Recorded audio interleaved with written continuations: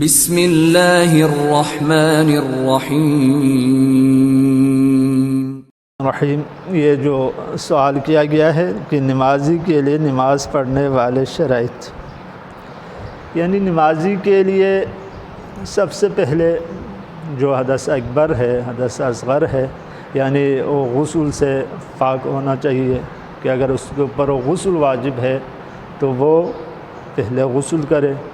پھر اس کے بعد جو ہے اس کے لیے شرط ہے کہ وضو کا کرنا،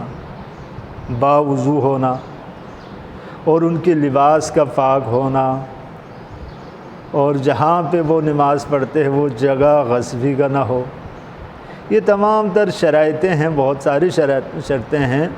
لیکن ان میں سب سے پہلے یہ ہے کہ نماز کے لیے نمازی کا بدن کا پاک ہونا، اگر غسل ہے تو وہ غسل کیا ہوا ہو، اور